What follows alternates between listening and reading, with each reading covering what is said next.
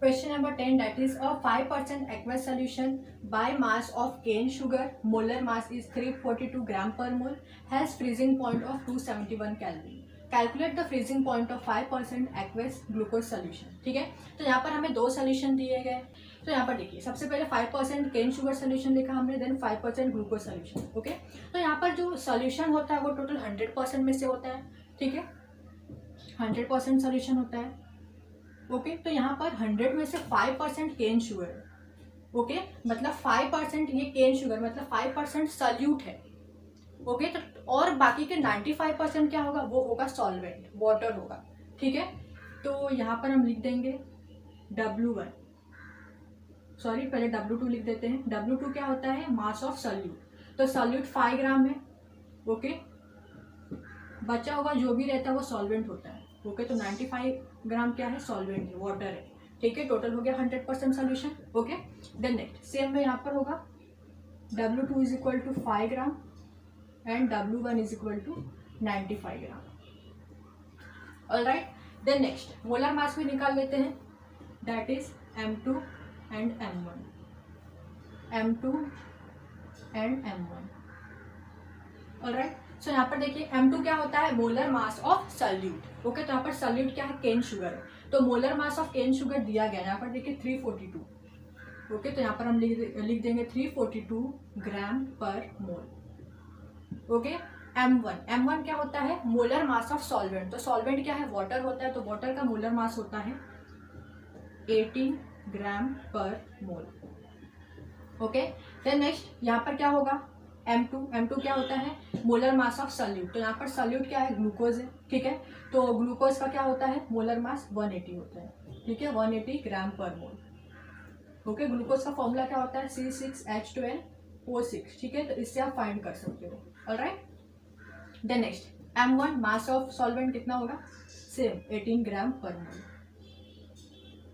Alright, then next अभी देखिए question में और क्या दिया गया, यहाँ पर जो 5% केन शुगर है, ठीक है, उसमें दिया गया है फ्रीजिंग पॉइंट ऑफ सोल्यूशन। ठीक है, फ्रीजिंग पॉइंट सोल्यूशन दिया गया है 271 केल्विन। तो फ्रीजिंग पॉइंट ऑफ सोल्यूशन कैसे लिखेंगे। ओके, तो यहाँ पर देखिए डेल्टा TF क्या होता है, depression of freezing point. Okay, so delta TF होता है TF not minus TF not होता है freezing point of solvent. Okay, इस तरीके से नॉट लग जाएगा TF के ऊपर, तो वो होता है solvent, freezing point of solvent होगा वो। ठीक है, और TF क्या होता है, freezing point of solution. Okay, तो यहाँ पर क्या दिया गया था, फ्रीजिंग पॉइंट ऑफ सोल्यूशन कितना गया, 271 दिया गया, 271 केल्विन। ठीक है, तो यहाँ पर देखिए TF क्या होता है, फ्रीजिंग पॉइंट ऑफ सोल्यूशन। तो यहाँ पर हम लिख देंगे TF is equal to 271 kelvin. Okay, तो यहाँ पर TF ये होता है। ठीक है, तो यहाँ पर TF इज इक्वल टू देखिए डिप्रेशन ऑफ फ्रीजिंग पॉइंट का फॉर्मूला ये होता है। ठीक है, तो डेल्टा TF की जगह पर हम लिख सकते हैं TF नॉट माइनस TF। ठीक है, तो यहाँ पर हमने वही लिखा है और इसको एज इट इज यहाँ पर लिख दिया। ठीक है, तो ये जो फॉर्मूला है ना, यही हम यूज करेंगे आंसर फाइंड करने के लिए। ठीक है, देन नेक्स्ट यहाँ पर देख लीजिए जो कौन कौन सा सिंबल होता है उसे हम क्या बोलते हैं। तो जो TF नॉट होता है, मैंने अभी भी बताया, उसे हम बोलते हैं freezing point of solvent. TF is freezing point of solution. W1 mass of solvent, W2 mass of solute, M1 molar mass of solvent, M2 molar mass of solute. ठीक है, सो यहाँ पर देखिए TF मिल गया है हमें। Okay, freezing point of solution हमें दिया गया है। ठीक है, देन नेक्स्ट अभी यहाँ पर फ्रीजिंग पॉइंट ऑफ सॉल्वेंट क्या होगा। तो फ्रीजिंग पॉइंट ऑफ सॉल्वेंट कहीं पर भी दिया नहीं गया है। ठीक है, तो आपको पता होना चाहिए कितना होता है, 273.15 केल्विन।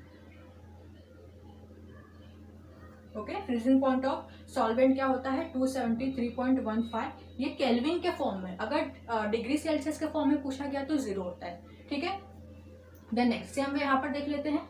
यहाँ पर तो हमें TF फाइंड करना है। Okay, freezing point of solution find करना है 5% ग्लूकोज सोल्यूशन का। तो TF is equal to question mark. Okay, और TF नॉट क्या होगा, फ्रीजिंग पॉइंट ऑफ सॉल्वेंट होगा सेम 273.15 केल्विन। ओके, तो यहाँ पर हमें सारा डेटा मिल गया है, सिर्फ हमें क्या करना है, इस फॉर्मूले में सब्स्टिट्यूट करना है। ठीक है, तो यहाँ पर हम सब्स्टिट्यूट कर देते हैं। फॉर्मूला क्या है, TF नॉट। ओके, तो सबसे पहले केन शुगर का लिखेंगे, फिर नीचे ग्लूकोज सोल्यूशन का।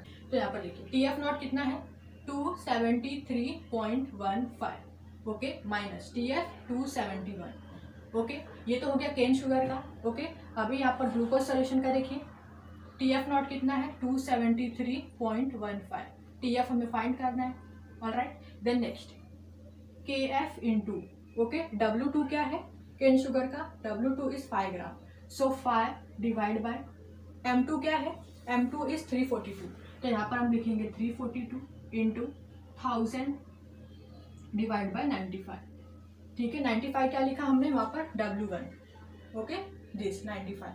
देन नेक्स्ट डिवाइड बाय जो ग्लूकोज सोल्यूशन का जो भी डेटा दिया गया वो लिखना है हमें, सो KF इंटू W2 क्या है ग्लूकोज सोल्यूशन का 5 gram, so 5 divide by M2 क्या है यहाँ पर 180, तो यहाँ पर हम लिख देंगे 180 इंटू 1000 डिवाइड बाय 95, ठीक है। W1 का है यहाँ पर, W1 95 है दोनों जगह पर, ठीक है। देन नेक्स्ट अभी कैंसिल कर देते हैं, जो जो कैंसिल होगा KF, then this, then 5, okay. अभी जो बचा उसको हम लिख देते हैं, ठीक है। तो मैं ये ऊपर का जो भी डेटा लिखा है मैं यहाँ पर रफ कर देती हूँ। ऑलराइट, सो इससे माइनस कर देते हैं 273.15 माइनस 271 कितना होगा 2.15 आएगा। Alright, then next 273.15 minus TF as it is. Then next यहाँ पर क्या बचा है 1/342, 1/180, ठीक है। तो ये 180 क्या चला ऊपर चला जाएगा, 342 नीचे आ जाएगा, ओके। 180/342, ऑलराइट। देन नेक्स्ट अब यहाँ पर देखिए 2.15 इंटू 342, ओके, और 180 को इस तरीके से नीचे ले आएंगे, ओके। देन नेक्स्ट ये यहाँ पर आ जाएगा, ये साइड पे that is 273.15 minus TF। Alright, यहाँ पर इसका कैलकुलेशन कीजिए, इसको मल्टीप्लाई करके इसे डिवाइड करोगे, ठीक है। तो आपको आंसर मिलेगा that is 4.085, okay, is equal to 273.15 minus TF, okay. तो यहाँ पर देखिए ये माइनस TF है, तो इसको लेके आएंगे हम ये साइड पे, ठीक है, लेफ्ट हैंड साइड पे। तो यहाँ पर आ जाएगा ये TF इज इक्वल टू 273.15, ये प्लस 4.085 है, ठीक है। तो ये जब आएगा राइट हैंड साइड पे, ठीक है, तो ये हो जाएगा minus 4.085। Alright, so TF is equal to, यहाँ पर हमें आंसर मिलेगा माइनस करने पे 269.06, ओके, केल्विन। सो यहाँ पर जो 5% एक्वस ग्लूकोज सोल्यूशन था, ठीक है, इसका फ्रीजिंग पॉइंट कितना मिला, freezing point of this glucose solution is 269.06 kelvin, okay.